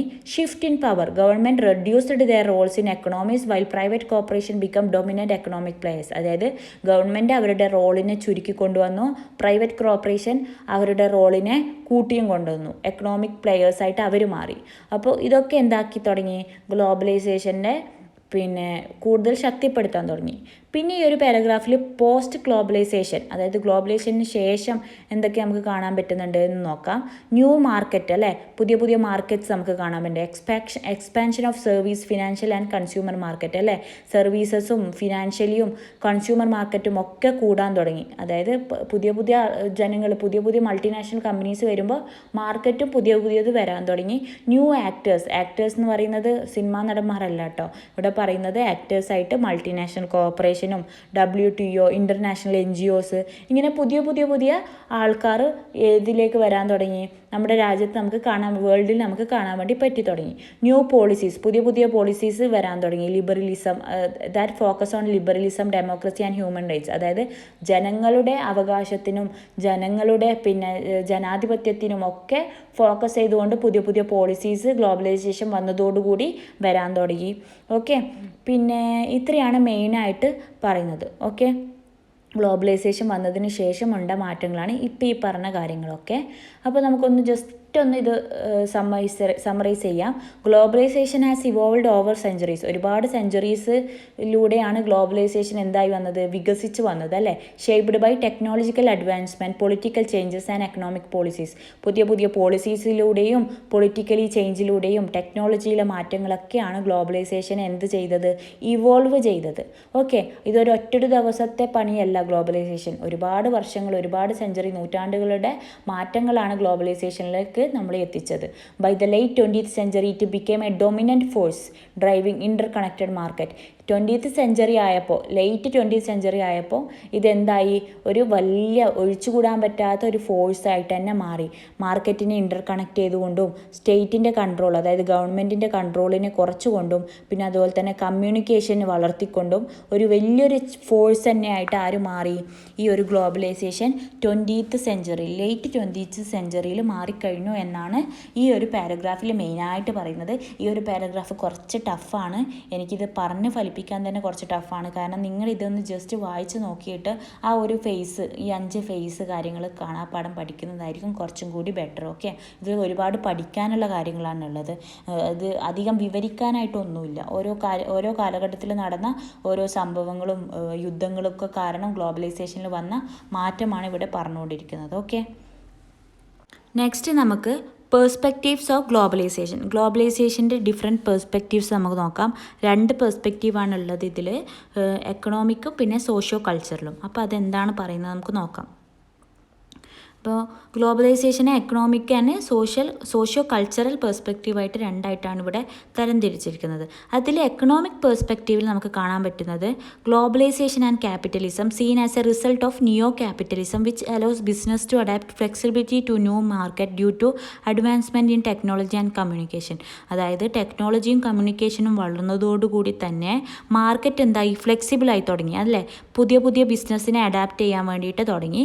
അപ്പോൾ ഇതൊരു എക്കണോമിക് പേഴ്സ്പെക്റ്റീവ് അല്ലേ. ഗ്ലോബലൈസേഷൻ വന്നതോടുകൂടിയല്ലേ നമുക്ക് പുതിയ മാർക്കറ്റിനെ കാണാൻ പറ്റുന്നതും നമ്മുടെ മാർക്കറ്റ് കുറച്ചും കൂടി ഫ്ലെക്സിബിൾ ആയതും പുതിയ ഇന്നോവേഷൻസും ഐഡിയാസൊക്കെ നമ്മുടെ രാജ്യത്ത് വന്നു തുടങ്ങിയതും ഗ്ലോബലൈസേഷൻ വന്നതോടുകൂടിയല്ലേ. അപ്പോൾ അതാണ് എക്കണോമിക്കലി ഒരു പേഴ്സ്പെക്റ്റീവ്. ഓക്കെ, പിന്നെ it enables instant financial transaction across borders and reduces the impact of distance. അതായത് പിന്നെ ഡിസ്റ്റൻസ് ഒന്നും, അതായത് ദൂരം ഒരു പ്രശ്നമല്ലാതെ മറ്റ് രാജ്യക്കാരുടെ അവരുടെ ഫിനാൻഷ്യൽ ഇൻവെസ്റ്റ്മെൻറ്റ് ഈ ഒരു രാജ്യത്ത് വന്നിട്ട് ഡെപ്പോസിറ്റ് ചെയ്യാൻ വേണ്ടി തുടങ്ങി, ഇൻവെസ്റ്റ്മെൻറ്റ് ചെയ്യാൻ തുടങ്ങി. അപ്പോൾ ഇതെന്താക്കി, ഈ എക്കണോമിക്കലി പെർസ്പെക്റ്റീവിൽ എക്കണോമിയിൽ ഒരു മാറ്റം ഇത് കൊണ്ടുവരാൻ തുടങ്ങി. ഗ്ലോബലൈസേഷൻ വന്നതോടുകൂടി ഫിനാൻഷ്യൽ ഇൻവെസ്റ്റ്മെൻറ്റ് രാജ്യത്ത് വന്നു തുടങ്ങി, അത് എക്കണോമിയിൽ ചേഞ്ച് ഉണ്ടാക്കി. Okay, role of political changes നോക്കാം. ഈ ഒരു പാരഗ്രാഫിൽ പറയുന്നുണ്ട്, Petras 1999 argued that the rise of global capitalism was in just about technology but also political changes like the failure of socialism in communist countries, the rise of capitalism and imperialism. അതായത് globalisation വന്നതോടുകൂടി Petras എന്താ പറയുന്നത്, globalisation വന്നതോടുകൂടി വെറും എക്കണോമിയിൽ മാത്രമല്ല change ഉണ്ടായത്, ഒരു technology കൊണ്ട് മാത്രമല്ല ചേഞ്ച് ഉണ്ടായത്, പൊളിറ്റിക്കലിയും ഒരുപാട് ചേഞ്ച് ഉണ്ടായി. അതായത് സോഷ്യലിസം ഫെയിലായി തുടങ്ങി. ഗ്ലോബലൈസേഷൻ വന്നതോടുകൂടി സോഷ്യലിസം ഫെയിലായി, ക്യാപിറ്റലിസവും ഇമ്പീരിയലിസവും വളർന്നു എന്നാണ് അദ്ദേഹം പറയുന്നത്. പിന്നെ സ്കെയിലിയർ 1994 പറയുന്നുണ്ട്, globalisation is shaped by activities that cross borders but don't always involve governments. അതായത് ഗവൺമെൻറ്റിൻ്റെ റോള് കുറയുമെന്ന് പറഞ്ഞില്ലേ, അതുതന്നെയാണ് സ്കെയിലിയറും ഇവിടെ പറയുന്നത്. അതായത് ബോർഡേഴ്സ് ക്രോസ് ചെയ്തിട്ട് പല ആക്ടിവിറ്റികളും നടക്കുന്നുണ്ടെങ്കിലും ബട്ട് ഡോണ്ട് ഓൾവേസ് ഇൻവോൾവ് ഗവൺമെൻറ്റിനെ എല്ലാത്തിലും ഇൻവോൾവ് ചെയ്യപ്പെടുന്നില്ല. Okay, these practices are mainly controlled by the global capitalist class from powerful nations. Powerful nations ആണ് പരമാവധി ഇങ്ങനത്തെ ആക്ടിവിറ്റീസൊക്കെ കൺട്രോൾ ചെയ്യുന്നത്. ഗവൺമെൻറ്റിൻ്റെ റോള് വളരെ കുറവാണ് എന്നാണ് സ്കെയിലിയർ എക്കണോമിക് പെർസ്പെക്റ്റീവിൽ അദ്ദേഹം പറയുന്നത്. ഓക്കെ, പിന്നെ Castells 1996 disagreed with the idea of global capitalist class. Instead he described a network of global capital driven by information technology. This network connects economies and shape societies. അദ്ദേഹം പറയുന്നത് എന്താ, ടെക്നോളജിയുടെ വളർച്ച വരുന്നതോടുകൂടി നെറ്റ്വർക്ക് കണക്ട് ചെയ്യപ്പെടുന്നുണ്ട് എന്നും പിന്നെ ഇത് സൊസൈറ്റിയെ ഷേപ്പ് ചെയ്യുകയാണ് ചെയ്യുന്നത് എന്നാണ് അദ്ദേഹം പറയുന്നത്. ഓക്കെ, പിന്നെ സോഷ്യോ കൾച്ചറൽ പെർസ്പെക്റ്റീവ് നോക്കുകയാണെങ്കിൽ ഗിഡൻസിൻ്റെ പിന്നെ റോബർട്ട്സൺ, വാട്ടേഴ്സ് ഇവർ മൂന്നാളാണ് പിന്നെ സോഷ്യോ കൾച്ചറൽ പെർസ്പെക്റ്റീവിൽ നമുക്ക് കാണാൻ പറ്റുന്ന മൂന്നാൾക്കാർ. അവരുടെ പേര് നിങ്ങൾ എന്തായാലും ഓർമ്മിച്ച് വെക്കുക.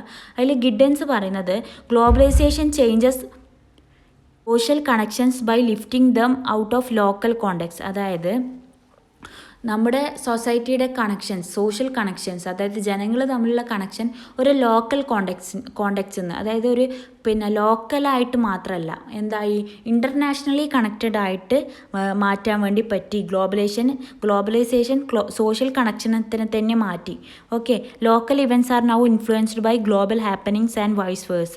അപ്പോൾ ഒരു ഗ്ലോബലി എന്തെങ്കിലും ഒരു ചേഞ്ച് ഉണ്ടാകുമ്പോൾ അത് ചെറിയൊരു ഗ്രാമത്തെ വരെ എഫക്റ്റ് ചെയ്യുന്ന തരത്തിലേക്ക് ഇൻ്റർ കണക്റ്റഡ് ആയിട്ട് ഗ്ലോബലൈസേഷൻ മാറ്റി എന്നാണ് ഗിഡൻസ് പറയുന്നത്. റോബർട്ട്സൺ എന്ന് പറയുന്നത് എന്താ, വേൾഡ് കംപ്രസ്സായി എന്നാണ് പറയുന്നത് അദ്ദേഹം. Globalisation compresses the world making it feel smaller. അതായത് ലോകം ചുരുങ്ങിയതുപോലെയായി. ഗ്ലോബലൈസേഷൻ വന്നതോടുകൂടി ടെക്നോളജിയും പിന്നെ അതുപോലെ തന്നെ ട്രാൻസ്പോർട്ടേഷനും എല്ലാം വളർന്നതോടുകൂടി വേൾഡ് എന്തായി, ചുരുങ്ങിയതുപോലെയായി. It increases the global awareness, helping people see the world as interconnected. ജനങ്ങളൊക്കെ ലോകത്തെ എങ്ങനെ കാണാൻ തുടങ്ങി, ഒരു ഇൻ്റർ കണക്റ്റഡ് ആയിട്ട്, എല്ലാം കണക്റ്റഡ് ആയിട്ട് നമുക്ക് കാണാൻ വേണ്ടി തുടങ്ങി. ഇനി കൾച്ചർ പെർസ്പെക്റ്റീവിൽ വാട്ടേഴ്സ് പറയുന്നത് പിന്നെ എന്താ വാട്ടേഴ്സ് പറയുന്നത് 1995 അദ്ദേഹം പറയുന്നത് globalisation is more about culture than economics or politics. ഗ്ലോബലൈസേഷനെ കൊണ്ട് ഉദ്ദേശിക്കുന്നത് വെറും എക്കണോമിക്സും പൊളിറ്റിക്സും മാത്രമല്ല. അദ്ദേഹം പറയാണ് കൾച്ചറലിയും ഒരുപാട് ചേഞ്ചസ് ഗ്ലോബലൈസേഷൻ കൊണ്ടുവരുന്നുണ്ട് എന്നുള്ളതാണ്. It's about share symbols, values, preference and taste. അത് നമുക്കറിയാമല്ലോ, ഇപ്പം തന്നെ ഗ്ലോബലൈസേഷൻ വന്നതോടുകൂടി പല രാജ്യത്തെ ടേസ്റ്റുകളും പല രാജ്യത്തെ വെസ്റ്റേൺ കൾച്ചേഴ്സും ആണ് നമ്മളെയും കൂടി ഇൻഫ്ലുവൻസ് ചെയ്യാൻ തുടങ്ങിയില്ലേ. അപ്പോൾ അദ്ദേഹം പറയുന്നത് ഗ്ലോബലൈസേഷൻ വന്നതോടുകൂടി എക്കണോമിയിലും പൊളിറ്റിക്കലിലും മാത്രമല്ല ചേഞ്ചസ് ഉണ്ടായിട്ടുള്ളത്, അത് കൾച്ചറിലും ഒരുപാട് ചേഞ്ചസ് കൊണ്ടുവന്നിട്ടുണ്ട്. Okay, technology is making products and services less tied to physical resources and consumers have more power to shape market. Okay, അപ്പോൾ കൺസ്യൂമേഴ്സിന് പലതരത്തിലുള്ള ചോയ്സ് ഉണ്ടായി തുടങ്ങി. എക്കണോമിക് വളരാൻ തുടങ്ങിയതോടുകൂടി പലതരത്തിലുള്ള ചോയ്സ്, അതായത് മൾട്ടിനാഷണൽ കമ്പനീസ് അവരവരുടെ ഐഡിയാസും ഇന്നോവേഷൻസും കൺട്രിയിൽ കൊണ്ടുവന്നതോടുകൂടി കൺസ്യൂമേഴ്സിന് ഒരുപാട് ചോയ്സസ് ഉണ്ട്, അവരുടെ കൾച്ചറിൽ ഒരുപാട് മാറ്റങ്ങൾ വന്നു തുടങ്ങി എന്നാണ് ആര് പറയുന്നത്, ഇദ്ദേഹം പറയുന്നത്. ഓക്കെ, ഇനി നമുക്ക് അടുത്ത നോക്കേണ്ടത് ഗ്ലോബലൈസേഷൻ ആൻഡ് ദ സ്റ്റേറ്റ്. ഈ ഒരു ഭാഗമാണ്. ആ ഒരു പാരഗ്രാഫിൽ എന്താണ് പറയുന്നത് എന്ന് നോക്കാം. അപ്പോൾ ഇത് നിങ്ങൾക്ക് മനസ്സിലായല്ലോ. ഈ ഒരു പാരഗ്രാഫിൽ പരമാവധി എന്താ പറഞ്ഞു വെച്ചാൽ economic view and socio cultural view. Economic വ്യൂവിൽ എന്താ പറയുന്നത്, globalisation is driven by capitalism, technology and political changes creating interconnected economies. അതായത് ഗ്ലോബലൈസേഷൻ വന്നതോടുകൂടി എന്തുണ്ടായി, ടെക്നോളജിയിലും പൊളിറ്റിക്കലെല്ലാം ചേഞ്ച് വന്നതോടുകൂടി എക്കണോമിയൊക്കെ ഇൻ്റർ കണക്റ്റഡ് ആയി. സാമ്പത്തികമായിട്ട് പല കണക്ഷൻസും വന്നു തുടങ്ങി. അതുപോലെ എക്കണോമിയിൽ നല്ല മാറ്റം വന്നു തുടങ്ങി. സോഷ്യോ കൾച്ചറൽ വ്യൂവിൽ എന്താ പറയുന്നത്, ഗ്ലോബലൈസേഷൻ വെറും എന്തല്ല ഒരു പിന്നെ എക്കണോമിയിൽ മാത്രം ബേസ് ചെയ്തിട്ടല്ല, ഒരുപാട് കൾച്ചറലി ചേഞ്ചസും നമുക്ക് കാണാൻ വേണ്ടി പറ്റുന്നുണ്ട്. ഒരുപാട് കൾച്ചർ നമ്മളെ ഇൻഫ്ലുവൻസ് ചെയ്യാൻ തുടങ്ങി. അതുപോലെ തന്നെ ഡിസ്റ്റൻസ് മാറ്റർ അല്ലാണ്ടായി, അതായത് ദൂരം ഒരു വിഷയമല്ലാണ്ടായി. പിന്നെ എത്ര ദൂരത്തുള്ളതായാലും കൾച്ചർ ഇൻഫ്ലുവൻസ് ചെയ്യാൻ വേണ്ടി തുടങ്ങി. വീഡിയോ കുറച്ച് ലോങ് ആവും കേട്ടോ, കാരണം ഈ ഒരു ചാപ്റ്റർ എന്ന് പറയുന്നത് നമ്മൾ ജസ്റ്റ് വായിച്ചു നോക്കിയാൽ നമുക്ക് മനസ്സിലാകാൻ പറ്റാത്ത കുറേ കാര്യങ്ങളുള്ളൊരു പാഠപുസ്തകമാണിത്. അപ്പോൾ നമ്മൾ എത്രത്തോളം ഇത് എക്സ്പ്ലെയിൻ ചെയ്ത് തരുന്നോ എന്നാൽ മാത്രമേ കുറച്ചെങ്കിലും കാര്യങ്ങളെങ്കിലും നമ്മുടെ മൈൻഡിൽ കയറുള്ളൂ. അപ്പോൾ അല്ലേ എക്സാമിൽ നമുക്ക് അത് വിപുലീകരിച്ച് എഴുതാൻ വേണ്ടി പറ്റുള്ളൂ. അപ്പം വീഡിയോ കുറച്ച് ലോങ് ആവും, പക്ഷേ എന്തായാലും എല്ലാവരും കാണുക. കാരണം നമ്മൾ ഒരു സിനിമയൊക്കെ 2-3 മണിക്കൂർ ഇരുന്ന് കാണുന്നില്ലേ. അപ്പോൾ ഇതെന്തായാലും നമ്മുടെ ഭാവിൻ്റെ കാര്യമാണല്ലേ, പഠിച്ചാൽ മാത്രമേ നമുക്ക് എക്സാമിൽ പാസ് ചെയ്യാൻ വേണ്ടി പറ്റുള്ളൂ. അപ്പോൾ എല്ലാവരും ഒന്നും ചെയ്യുക, പിന്നെ അഡ്ജസ്റ്റ് ചെയ്യുക ഈ കാര്യം. ഓക്കെ, ഞാൻ പരമാവധി ചുരുക്കാൻ നോക്കിയാലും എക്സ്പ്ലെയിൻ ചെയ്യാതെ ഇത് പോകാൻ പറ്റില്ല. ഓക്കെ, ഇനി നമുക്ക് അടുത്ത് എന്താ നോക്കാം. പേജ് 17 ആണ്, globalisation and the state. Globalisation എന്താണ് ഗവൺമെൻറ്റിൽ ചേഞ്ച് കൊണ്ടുവരുന്നത് എന്നുള്ളതാണ് ഈ ഒരു പാരഗ്രാഫിൽ കാര്യമായിട്ട് പറഞ്ഞത്. നമ്മൾ നേരത്തെ പറഞ്ഞു ഗ്ലോബലൈസേഷൻ വന്നാൽ എന്ത് മാറും, സ്റ്റേറ്റിൻ്റെ റോള് മാറും എന്ന് പറഞ്ഞില്ലേ. സ്റ്റേറ്റ് എന്ന് പറയുന്നത് ഗവൺമെൻറ് ആണ്, അത് മനസ്സിലാക്കുക. ഇതിൽ സ്റ്റേറ്റ് എന്നാണ് പറഞ്ഞുകൊണ്ടിരിക്കുക. സ്റ്റേറ്റ് എന്ന് പറയുന്നത് ഗവൺമെൻറ് ആണ്. Globalisation not just effect the economy but also how countries function and govern. അതായത് ഗ്ലോബലൈസേഷൻ വെറും എക്കണോമിനെ മാത്രമല്ല ബാധിക്കുക, ഗവൺമെൻറ്റിനെയും ബാധിക്കും. എങ്ങനെയൊക്കെയാണ് ബാധിക്കുക?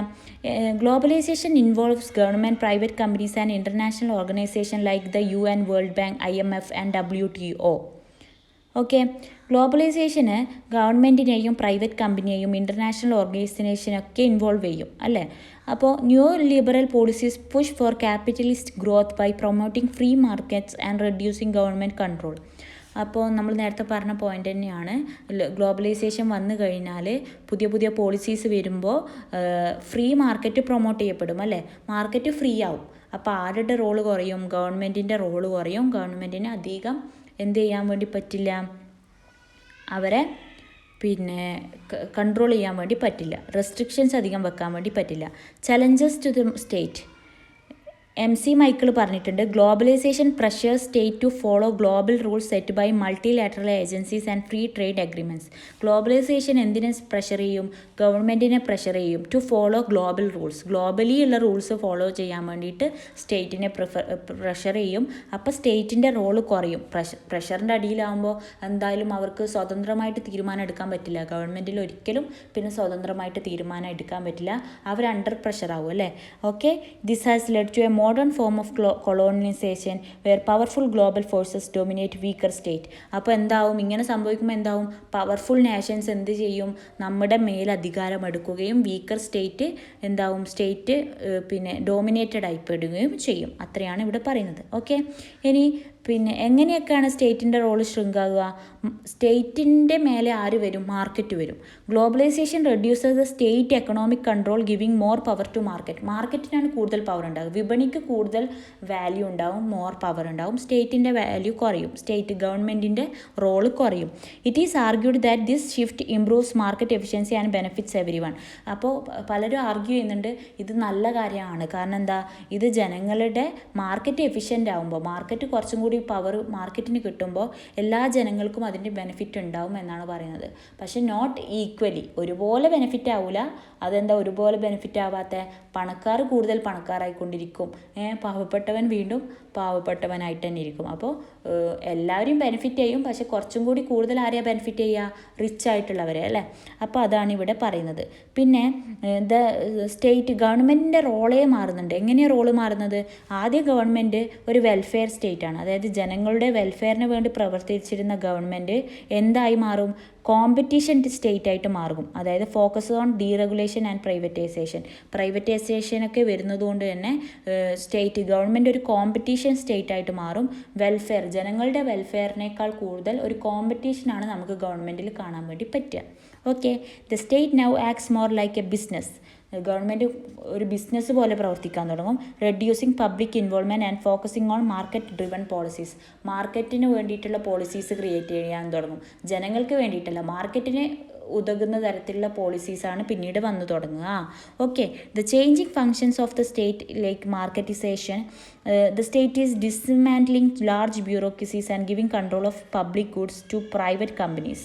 അതായത് ഇപ്പോൾ വെള്ളം, എഡ്യൂക്കേഷൻ, ഹെൽത്ത്, ഇതൊക്കെ ഇപ്പോൾ ഒരുപാട് പ്രൈവറ്റ് കാര്യങ്ങൾ നമുക്ക് കാണാൻ പറ്റില്ല. പ്രൈവറ്റ് കമ്പനീസ് നമുക്ക് നമ്മുടെ നാട്ടിൽ തന്നെ കാണാൻ പറ്റുന്നുണ്ട് അല്ലേ.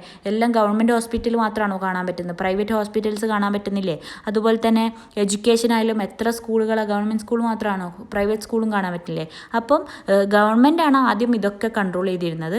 അതിപ്പോൾ ആർക്കേക്ക് മാറിക്കൊടുത്തു? ഒരുപാട് പ്രൈവറ്റൈസേഷൻ ഇതിലൊക്കെ വന്നു തുടങ്ങി.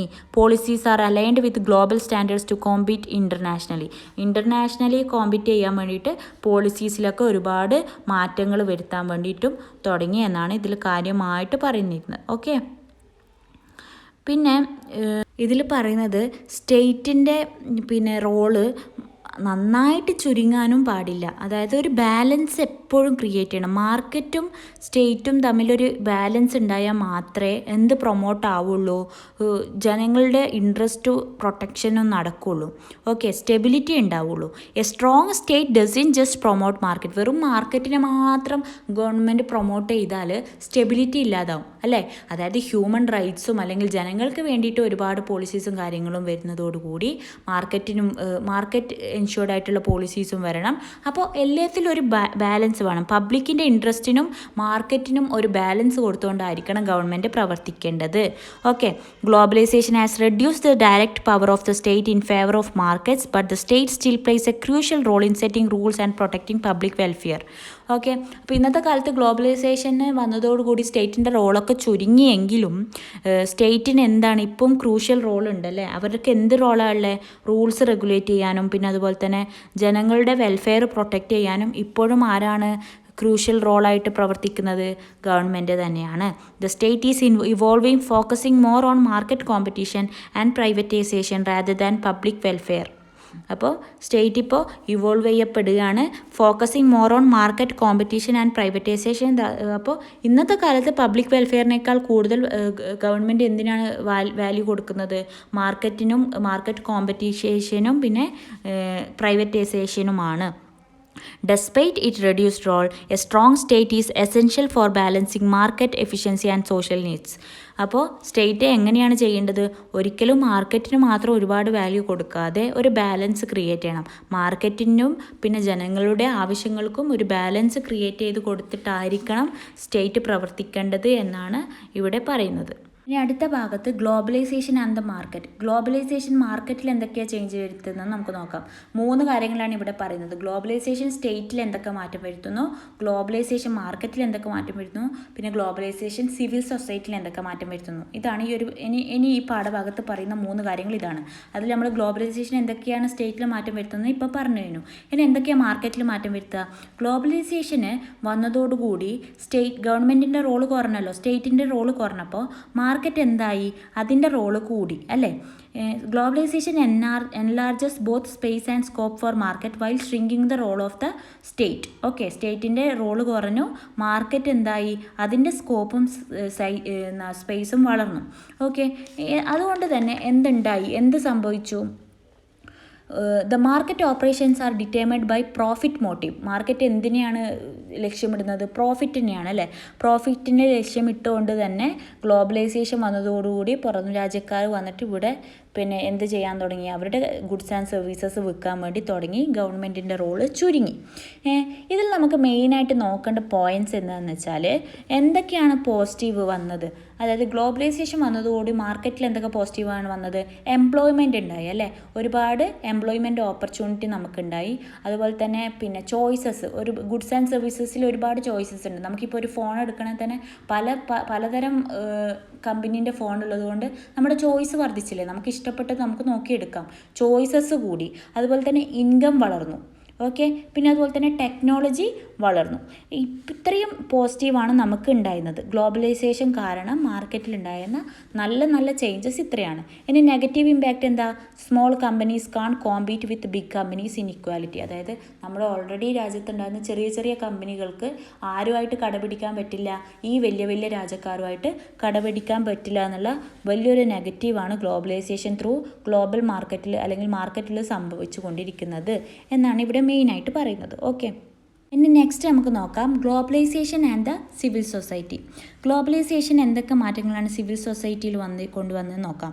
Globalisation impacts all aspects of life, economic, political and cultural and environment. Civil society plays a crucial role in responding to these changes. അതായത് ഗ്ലോബലൈസേഷൻ വന്നതോടുകൂടി പൊളിറ്റിക്കലും എക്കണോമിക്കലും ഒരുപാട് ചേഞ്ചസ് ഉണ്ടായെന്ന് നമ്മൾ പറഞ്ഞല്ലോ. എൻവയോൺമെൻറ്റിലെയും കൾച്ചറിലും ഒരുപാട് ചേഞ്ചസ് ഉണ്ടായി. ഈ ചേഞ്ചസ് ഒക്കെ വരുമ്പോൾ പിന്നെ എങ്ങനെ ജനങ്ങളുടെ കാര്യങ്ങൾ നോക്കണം, അല്ലെങ്കിൽ ജനങ്ങൾക്ക് വരുന്ന പ്രശ്നങ്ങളെയും കാര്യങ്ങളെയൊക്കെ അവെയർ ചെയ്തുകൊണ്ട് അവർക്കുള്ള ഒരു സംഭവമായിട്ടാണ് സിവിൽ സൊസൈറ്റി പ്രവർത്തിക്കുന്നത്. ഞാൻ നേരത്തെ പറഞ്ഞല്ലോ, ലൈഫ് ഗാർഡായിട്ടാണ് പ്രവർത്തിക്കുന്നത്. അപ്പോൾ ഇതാണ് ഇവിടെ പറയുന്നത്. ഗ്ലോബലൈസേഷൻ വന്നതോടുകൂടി global companies and multinational banks like World Bank and IMF have immense influence reducing the power of government and individuals. Global companies വന്നതോടുകൂടി ഗവൺമെൻറ്റിൻ്റെ പവർ കുറഞ്ഞു. അപ്പോൾ ഇൻഡിവിജ്വൽസിൻ്റെയും പവർ കുറഞ്ഞു തുടങ്ങി അല്ലേ. This benefits the rich often at the cost of the poor at the environment. അപ്പോൾ പണക്കാരന് ഇത് benefit ചെയ്തു, രാജ്യത്തെ പണക്കാരന് ഇത് ബെനിഫിറ്റ് ചെയ്തു, പാവങ്ങൾക്ക് ഇതെന്തായി പ്രശ്നങ്ങൾ വന്നു തുടങ്ങി അല്ലേ. ഗ്ലോബലൈസേഷൻ വന്നതുകൂടി പുറത്തുനിന്നുള്ള രാജ്യക്കാരുടെ റോള് നമ്മുടെ രാജ്യത്ത് കൂടി തുടങ്ങിയപ്പോൾ നമ്മുടെ രാജ്യത്തെ റിച്ചായിട്ടുള്ള ആൾക്കാരെ അത് ബെനിഫിറ്റ് ചെയ്തു, എന്നാൽ പുവറായിട്ടുള്ള ആൾക്കാരെ അത് എഫക്റ്റ് ചെയ്തു, ബാഡ്ലി എഫക്റ്റ് ചെയ്യാൻ വേണ്ടി തുടങ്ങി. അപ്പം ഒരുപാട് പ്രശ്നങ്ങളിന് ഉയർന്നു വരും അല്ലേ. പാവങ്ങൾക്ക് ഒരുപാട് പ്രശ്നങ്ങൾ വരും. ഈ പ്രശ്നങ്ങളെയൊക്കെ നോക്കിക്കാണുന്ന അവരുടെ പ്രശ്നങ്ങൾക്കൊക്കെ സൊല്യൂഷൻ കണ്ടെത്താനാണ് സിവിൽ സൊസൈറ്റി വർക്ക് ചെയ്യുന്നത്. ഓക്കെ, ഇനി ഒരുപാട് എൻവയോൺമെൻറ്റൽ ഇഷ്യൂസ് വരും, കൾച്ചറൽ ഇഷ്യൂസ് വരും. ഗ്ലോബലൈസേഷൻ കോൺട്രിബ്യൂട്ട്സ് ടു പൊല്യൂഷൻ വന്നു തുടങ്ങി. Damage of local cultures especially in developing കൺട്രീസിൽ ഒരുപാട് പ്രശ്നങ്ങൾ വന്നു തുടങ്ങി. എൻവയോൺമെൻറ്റലായാലും കൾച്ചറലായാലും ഇഷ്യൂസൊക്കെ വന്നു തുടങ്ങി എന്നാണ് ഈ ഒരു പാരഗ്രാഫിൽ ഫസ്റ്റ് നമുക്ക് വായിക്കുമ്പോൾ മനസ്സിലാകുക. പിന്നീട് എന്താണ് അപ്പോൾ civil society the space between the state and the economy ബിസിനസ്സിൻ്റെയും ഗവൺമെൻറ്റിൻ്റെയും ഇടയിലുള്ള ഒരു സ്പേസാണ് civil society. It includes families, voluntary association, social movements and media. ഈ സിവിൽ സൊസൈറ്റിയിൽ ആരൊക്കെ ഉൾപ്പെടുക? ഫാമിലീസ് ഉൾപ്പെടും, വോളണ്ടറി അസോസിയേഷൻസ് ഉൾപ്പെടും, സോഷ്യൽ മൂവ്മെൻറ്റ്സ്, ഒരുപാട് സോഷ്യൽ മൂവ്മെൻറ്റ്സ് അതിൽ ഉൾപ്പെടും, മീഡിയ ഇതിൽ ഉൾപ്പെടും. അപ്പോൾ സിവിൽ സൊസൈറ്റിൻ്റെ പർപ്പസ് എന്താ? Civil society organisation act independently, അവർ സ്വതന്ത്രമായിട്ട് പ്രവർത്തിക്കുകയാണ് ഫ്രം ദ ഗവൺമെൻറ്റിൻ്റെ കീഴിലല്ല, അത് സ്വതന്ത്രമായി പ്രവർത്തിക്കുന്നൊരു ഓർഗനൈസേഷനാണ്. They advocate for public interest, ജനങ്ങളുടെ ഇൻട്രസ്റ്റിനെയും അവരുടെ ഇൻട്രസ്റ്റ് പ്രൊട്ടക്റ്റ് ചെയ്യാനും ഗവൺമെൻറ്റിൻ്റെ ഡിസിഷൻ ഇൻഫ്ലുവൻസ് ചെയ്തിട്ട് കമ്മ്യൂണിറ്റിനെ പ്രൊട്ടക്റ്റ് ചെയ്യാനും ഒക്കെ ഇൻഡിപെൻഡൻ്റ്ലി ആക്ട് ചെയ്യുന്ന ഒരു ഓർഗനൈസേഷനാണ് സിവിൽ സൊസൈറ്റി. ഓക്കെ, അതിൻ്റെ എക്സാമ്പിൾസ് ഏതല്ല? NGOs, cultural and educational groups, religious organisation and charities. Okay, ഇത്രയും മനസ്സിലായല്ലോ. ഇനി ഗ്ലോബലൈസേഷൻ വന്നതുകൊണ്ട് സിവിൽ സൊസൈറ്റിയിൽ എന്തൊക്കെ മാറ്റം ഉണ്ടായത്? ഗ്ലോബൽ സിവിൽ സൊസൈറ്റി GCS എന്ന് പറഞ്ഞിട്ട് നിങ്ങൾക്ക് പാരഗ്രാഫിൽ കാണാൻ പറ്റും. GCS റെഫേഴ്സ് ടു NGOസിനെ തന്നെ, അതായത് നോൺ ഗവൺമെൻറ്റൽ ഓർഗനൈസേഷനെയാണ് GCS കൊണ്ട് റെഫർ ചെയ്യുന്നത്.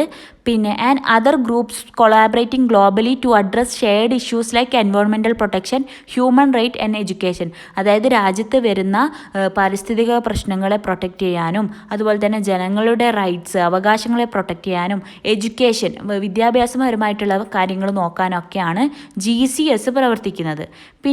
കിയാനെ 2003 അദ്ദേഹം പറഞ്ഞിട്ടുണ്ട്, GCS includes non profit businesses, social movements, artist and more, forming a society of societies with global rules and norms. ഇത് സമൂഹത്തിൻ്റെ സമൂഹമാണ്. ആര്? GCS. ഇവരെന്താണ് നോക്കുന്നത്?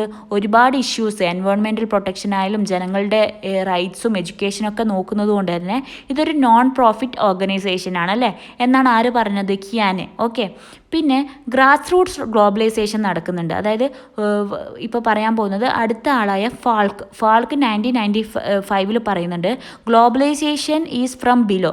അതായത് സിവിൽ സൊസൈറ്റി കാരണം ഗ്ലോബലൈസേഷൻ എന്താ?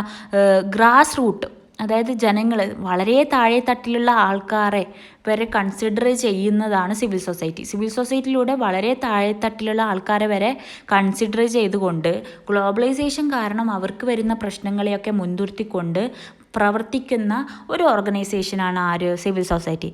Globalisation from below where dramatic forces work to counter the power of corporation and markets, globalisation from above.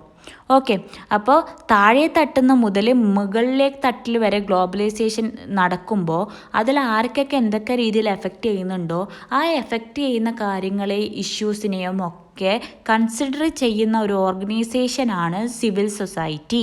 ഇനി അപ്പാദുരൈ 2000 പറഞ്ഞിട്ടുണ്ട്, described it as a efforts to reduce inequalities caused by globalisation. Civil society എന്താണ്? Inequality reduce ചെയ്യുന്ന ഒരു എഫേർട്ടാണ്. അതായത് നാട്ടിൽ നടക്കുന്ന ഒരുപാട് inequality, globalisation വന്നാൽ എന്തായാലും ഒരുപാട് ഇൻഇക്വാലിറ്റീസ് നടക്കും. ആ ഇൻഇക്വാലിറ്റീസിനെയൊക്കെ എന്ത് ചെയ്യുന്നതാണ്? ആ ഇൻഇക്വാലിറ്റീസൊക്കെ റെഡ്യൂസ് ചെയ്യാൻ വേണ്ടി ഇടുന്ന എഫേർട്ടാണ് civil society. Described it as a efforts to reduce inequalities caused by globalisation.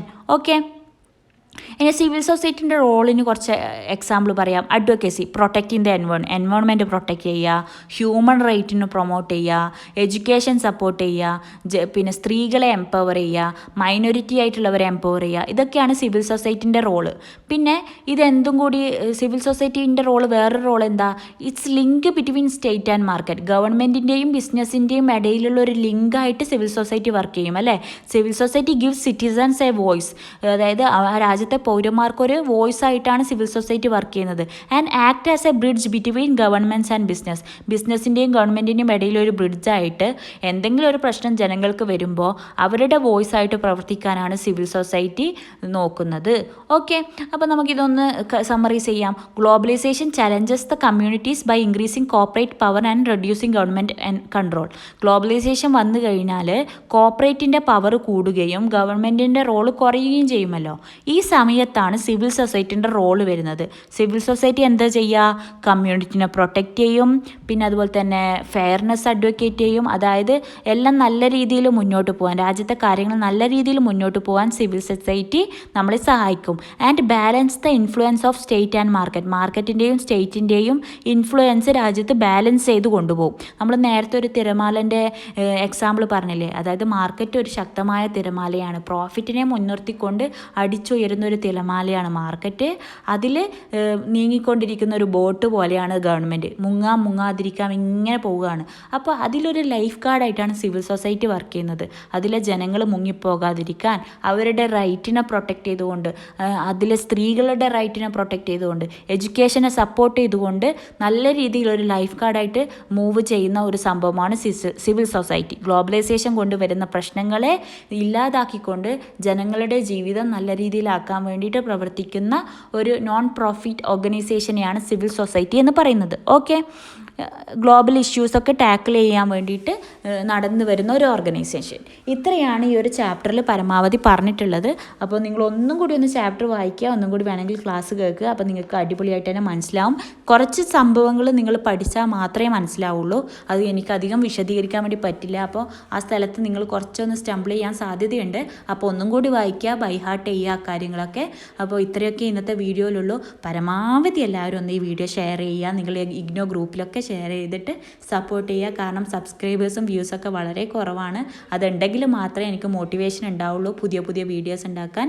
Okay, ഈ ഒരു വീഡിയോക്ക് ഒരു 10K ഒക്കെ മേലെ വരികയാണെങ്കിൽ, വ്യൂസ് വരികയാണെങ്കിൽ, ഞാൻ എന്തായാലും ഡിസംബർ എക്സാം തുടങ്ങുന്നതിന് മുമ്പായിട്ട് തന്നെ എല്ലാ ചാപ്റ്റേഴ്സും, ഓരോ എക്സാമിന് മുന്നായിട്ട് അതിൻ്റെ എല്ലാ ചാപ്റ്റേഴ്സും ഒരു പ്ലേ ലിസ്റ്റായിട്ട് തന്നെ നിങ്ങളിലേക്ക് എത്തിക്കും. ഇതെൻ്റെ പ്രോമിസാണ്. അപ്പോൾ അതിന് വേണ്ടിയിട്ട് എത്തണമെങ്കിൽ ഒരു 10K വ്യൂസൊക്കെ എൻ്റെ വീഡിയോസിന് വന്നു കഴിഞ്ഞാൽ ഞാൻ എന്തായാലും അതിന് വേണ്ടിയിട്ട് ശ്രമിക്കും.